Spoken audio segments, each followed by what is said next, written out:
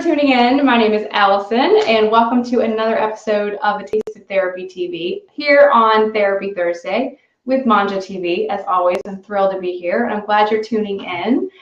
So today's recipe is going to be a lot of fun, like all my recipes are. And today the problem that I'm fixing for you is your need to always be right in your relationship. Now, I know what you're thinking. You're probably thinking, yeah, no, that's not me. That's my partner. He or she is the one that always needs to be right, and they need to be the one watching the show. Well, whatever the case may be, there's usually one person in the relationship that has to be right all the time. And I'm here to tell you that it's killing your relationship. And this recipe is something that you need to do with them in the kitchen, or yourself. If you're going to own up to it and admit that that's you, that you're the problem, then you need to go into the kitchen, gather all these ingredients, and make this chopped salad. What I love about this recipe is that it's not a recipe. So this Mediterranean shrimp chopped salad has no recipe to it. It really doesn't even have any sort of ingredient list. It's really truly whatever you feel like putting it into the salad bowl. And there's no order, there's no directions, nothing like that. And there's a reason I'm giving you this recipe. I'm doing that on purpose because I want you to let go of this need to always be right. This is a hands-on, concrete way for you to practice letting go of that need, okay? Because the more you practice it and the more you understand that it's killing your relationship, the easier it'll be for outside of the kitchen to be able to, do this and not feel the need to always be right all the time, because it is killing your relationship. So this is a really concrete black and white recipe for you all to try, and it's probably going to make you really uncomfortable. So all my control freak friends out there who feel like this is totally stressing them out and you're starting to twitch because I don't have a recipe for you, for the next 30 minutes, you need to get over it. You need to be in the moment and feel like, okay, I'm going to go with her here, and I'm just going to dump things in this bowl like I have right here. And you're just going to wing it, right? You're going to practice being flexible and spontaneous and let go of this need to be right all the time so you can improve your relationship and not kill it by just being this judgmental, critical person all the time, right? Okay, so let me go over my version of the Mediterranean chopped salad. And again, this is totally up for debate, and you can change it any way that you want. So what I have here is I have half a head of romaine lettuce. This is red leaf, as you can see on the top. It's got some red tint to it. It's about a half a head, I would say. You don't like romaine? That's fine. Switch it up. Use something else. It doesn't matter. So here's the romaine. It also calls for what I like to use. I keep saying calls for. I need to take that out of my vocabulary for today. What I'm putting in my salad is half of a Vidalia onion. You can see this in this bowl. And half of a red bell pepper. So I usually like to have tomatoes in my salad, and I actually didn't have any in my house, so I'm going for red bell pepper because it's red and I wanted to have that color. I'd like to have some Kalamata olives, so I'm going to add, 10 or 12 of these to my salad. I'm going to add some chickpeas, as you see here. Some pita chips for crunch. I think every salad needs to have some good texture, so I'm going to add some pita chips. And of course, the main event, the shrimp. I have here a pound of cooked, deveined, peeled, seasoned shrimp right here. I always go for fresh shrimp. Try to get fresh, not frozen. And even better, get local shrimp. If you can go to an actual seafood market and get the freshest, localest fish you can, it'll be a million times better, I promise. So that's what this is. And we're just going to start dumping it in. But before we get started, I want to hear some hands up from you guys out there. How many of you are right now in a relationship with someone who always has the need to be right? I want to hear from you. I want to hear that this is something that you are struggling with right now. Or on the other side, if this is you, I want you to own it. Own it right now. Tell me if this is you that you're struggling with as far as something you're dealing with. Let me see. All right, get lots of hands up. All right. Let's see. Yeah. Okay. So we got a lot of conversation going as far as people who are owning up to, yes, I have a control freak in my relationship. I have someone who has to be right all the time. So you know what I'm talking about, right? You know that this is a struggle you might have. And because you're dealing with this all the time, you're never solving your fights. You're never actually coming to any solutions or any kind of, conflict resolution, because you're always fighting about the same thing. And that person's always saying, I'm right, I'm right, I'm right. And you're probably being like, forget it. All right, fine, you win. And then you're not happy with the solution either.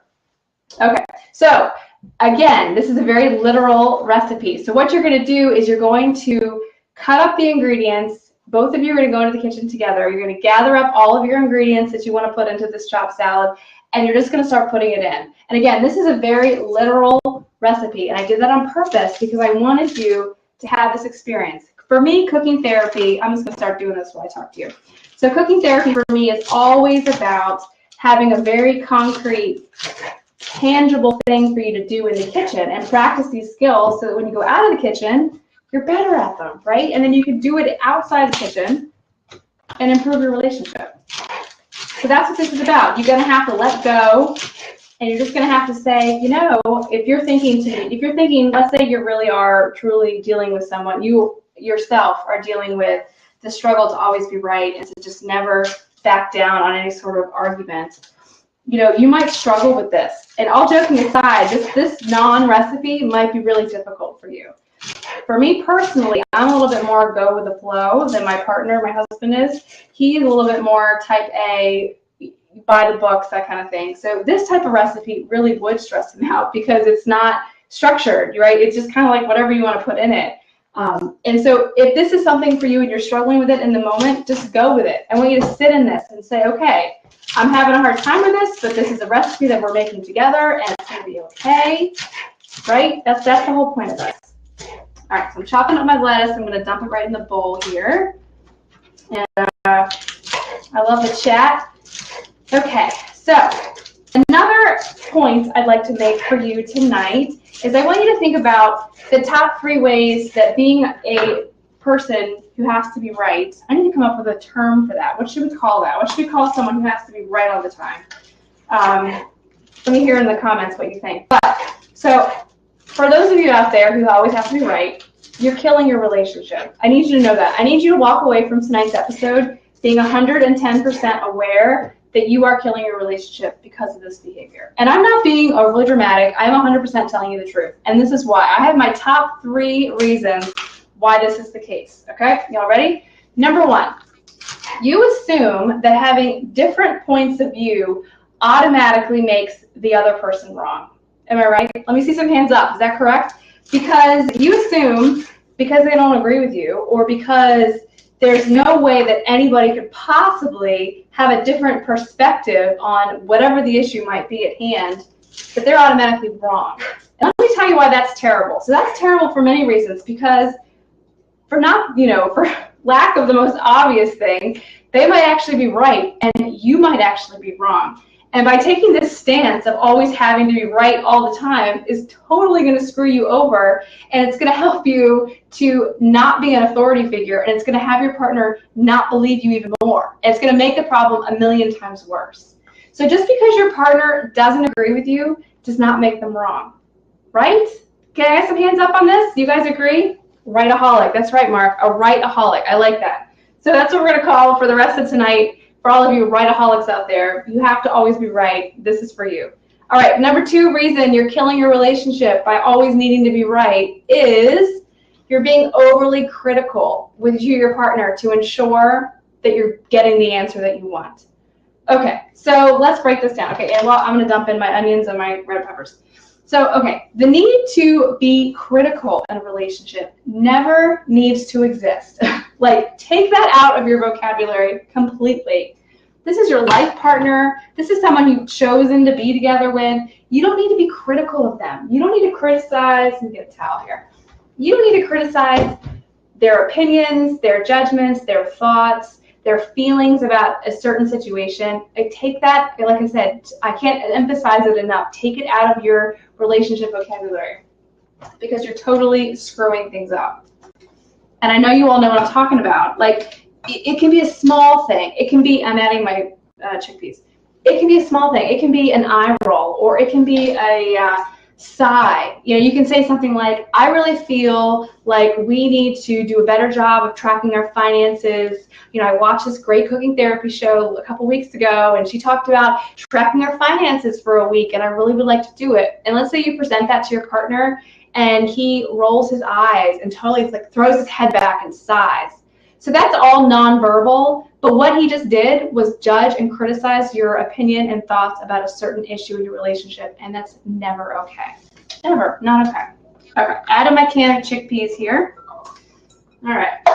And now I'm going to add some cucumber. I like to add English cucumber to a Greek salad. I don't know why, just because I'm fancy like that. So that's what I'm going to add in here. Okay.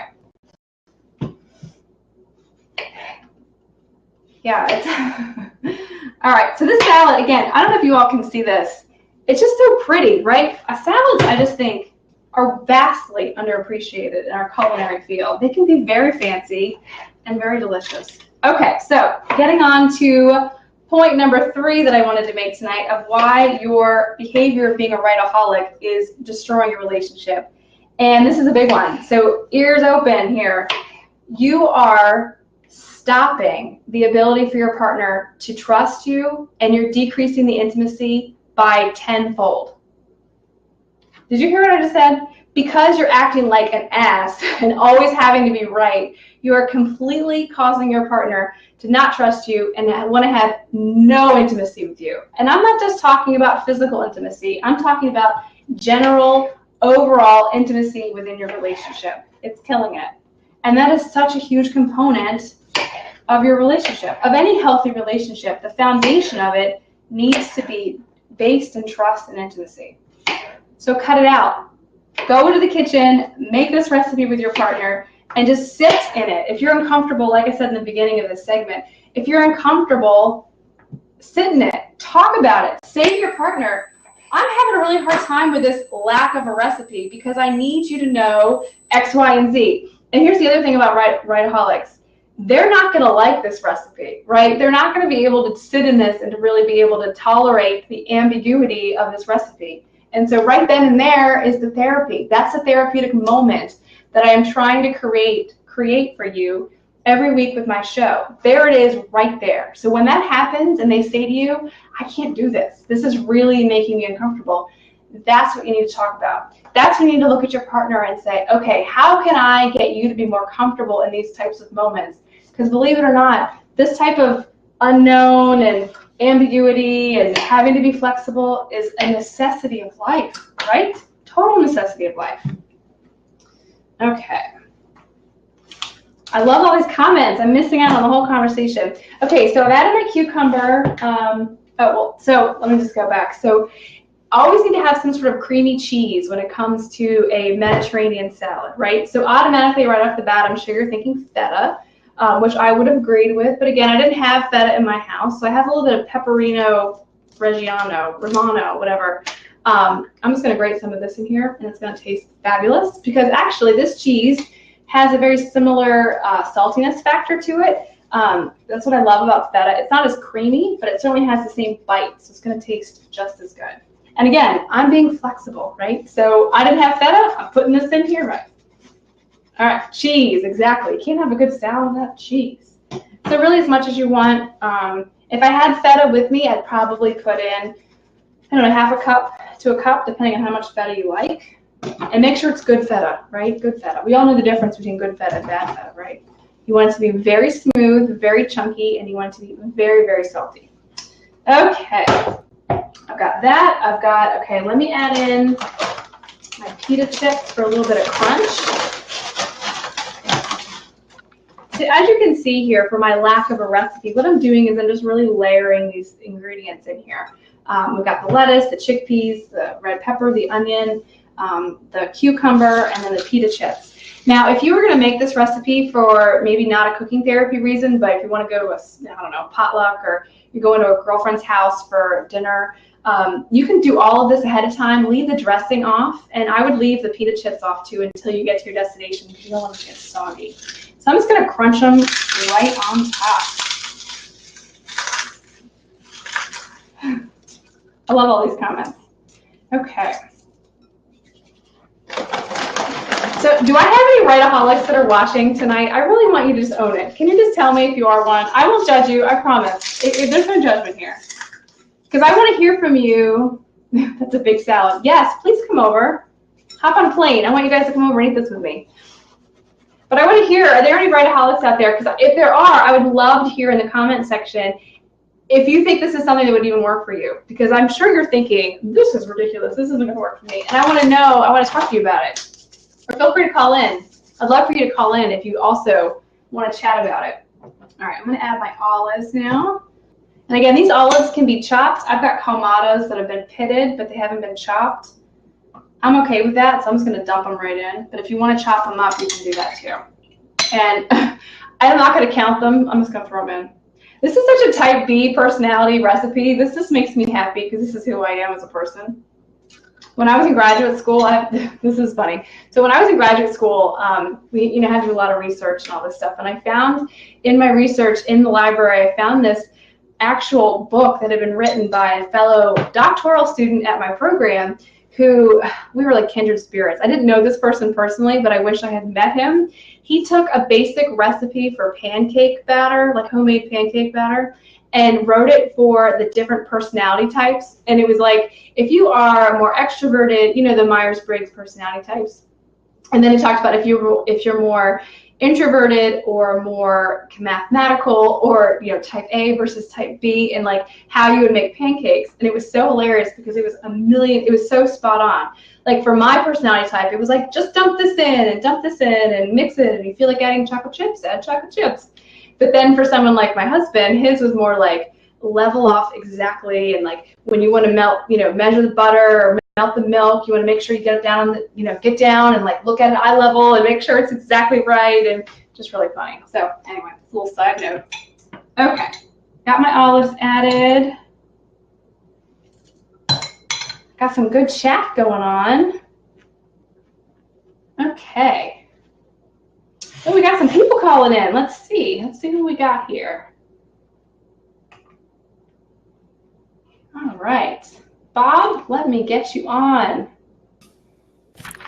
Look at technology work today.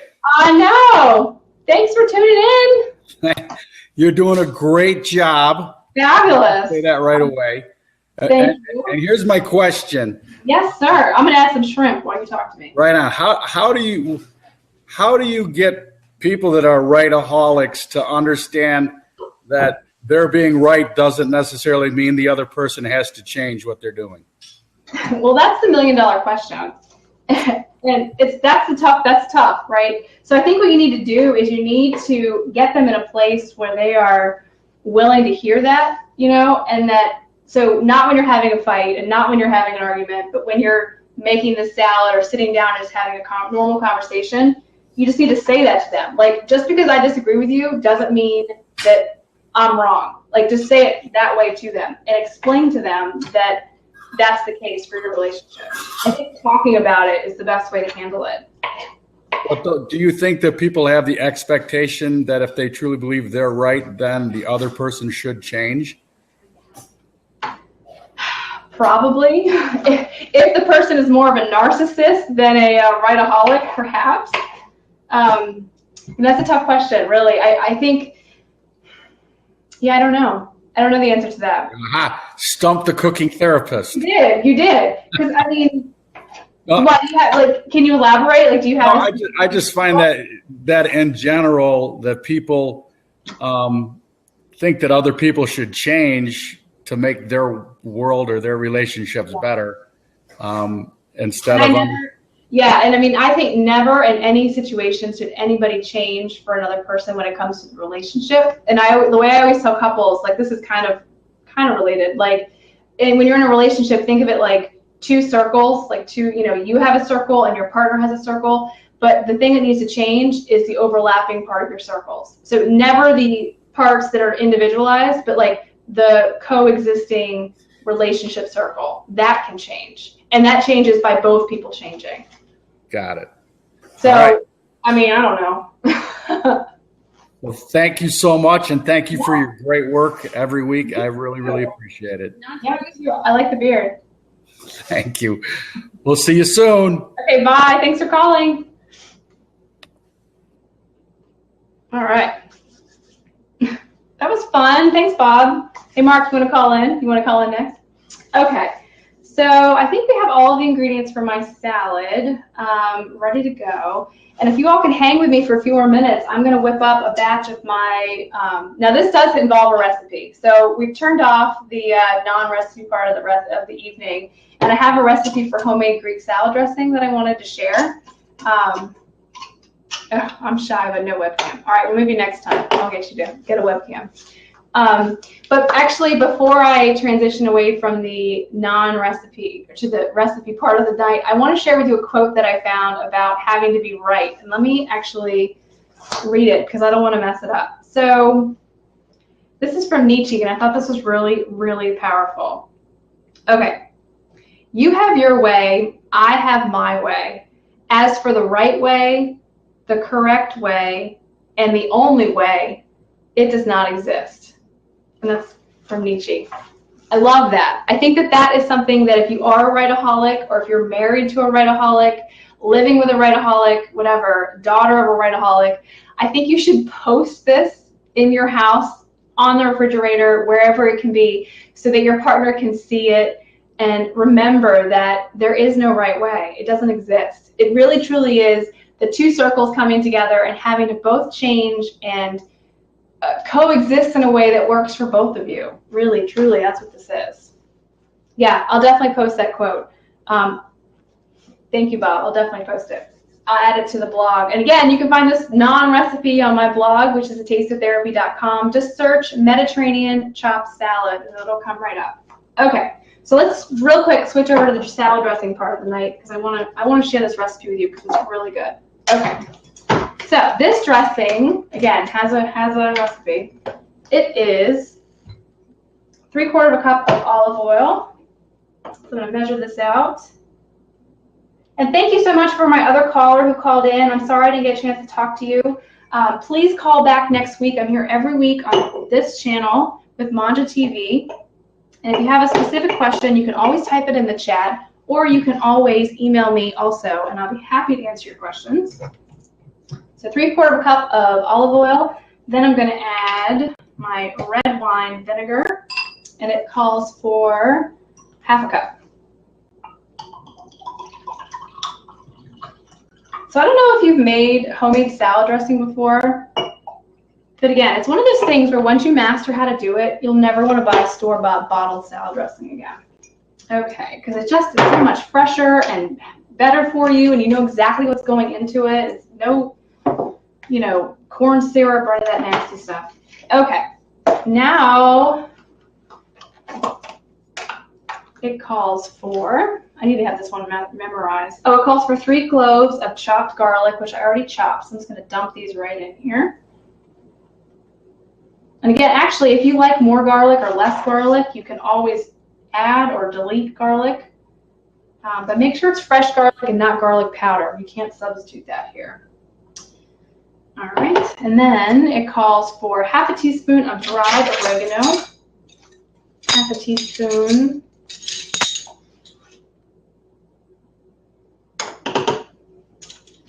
All right. All right. So how many of you are going to go home and make this recipe? Or how many of you are making it right now? Anybody? Any writeaholics out there? Let's see. And it also calls for 1/2 teaspoon of dried basil. I'm just going to dump this in. I love dried basil. Can never have too much of that. This is something you could substitute fresh for if you had fresh basil. You could always do that instead. It calls for 5 sprigs of fresh thyme. I actually love how this recipe actually really goes well with last week's recipe, and I did not do that on purpose.